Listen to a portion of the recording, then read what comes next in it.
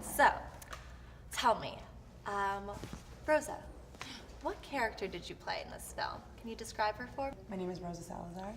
I play Alita, the Battle Angel, the titular character. There you go, perfect. And Robert, can you tell us what was your biggest challenge in directing this film? Well, the whole thing was a challenge, but mainly, kind of undoing everything I've done in my career to make this movie in a style that was work better with the material and in a Jim Cameron style, more grounded, so that you would believe the fantasy, because it was so fantastical. It was such a deep sci-fi world, far in the future. I needed it to be very relatable, otherwise it would, people couldn't relate to it. So no green screen, none of my old tricks. Had to take things a little more seriously so that you would believe the world. And then you can have the fun. So real sets, real locations, real actors around her, a real orange, really going for realism more than I ever would on any of the fantasy type stuff that I do. So really just going to Jim Cameron school and seeing how he does it.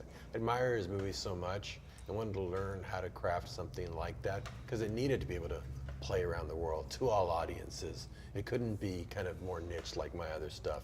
It was a big production, and we want people to be able to relate to her and really find her to be as inspirational as this character is. Oh, you did two things quintessentially Rodriguez, though.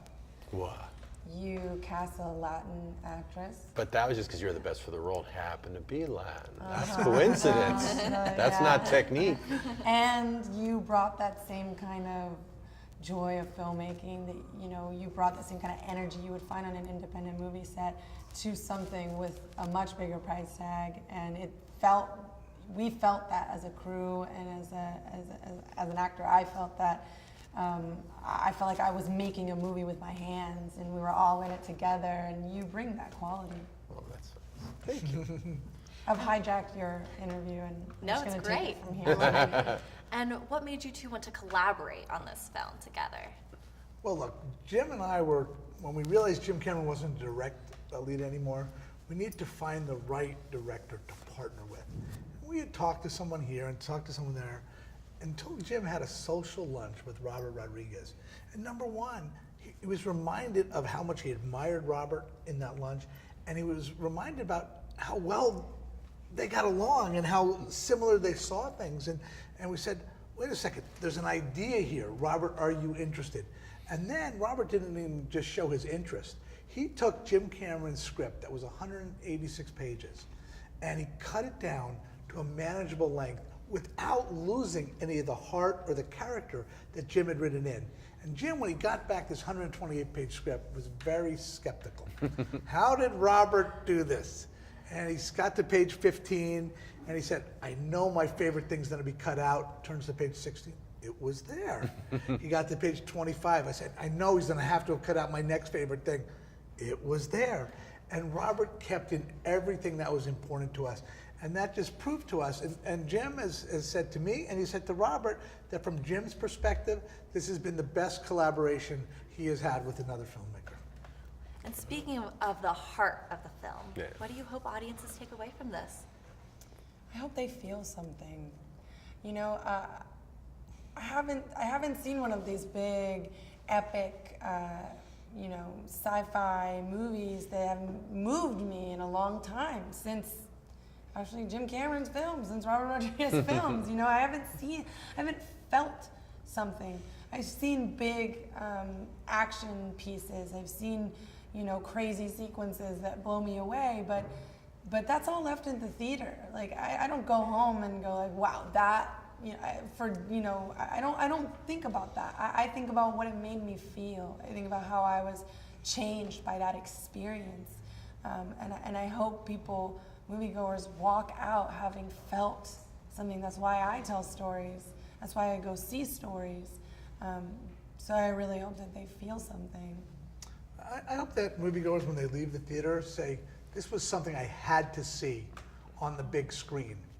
Not just because of the spectacle, but because at the center of it is a character that they find inspirational.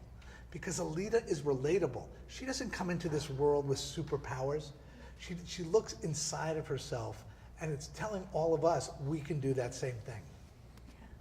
And you know, the film too, it was such a spectacle. You made Iron City at Troublemaker Studios. That is insane. You made the city. It was practical set. And you're actually sitting in Passport to Iron City, which is our replica of your version, you know, on a smaller scale, as an experiential experience for fans. So my question is, for Iron City, what was your favorite part? What inspired you? You know, just being able to have a real tangible, futuristic city that you could see, touch, tactile. It helps place it into a reality so people can feel like it's really there. So much of sci-fi films can kind of get lost in something that's unrelatable, and this needed to feel very real. So I love that it's just actually there. I thought it really enhanced the performances of the actors because they felt like they didn't have to make believe. They actually just were living this as a reality. They were actually living there. One of the things I love about walking around Iron City when we were there, not just the physical structures, but some of the murals that were drawn on the walls.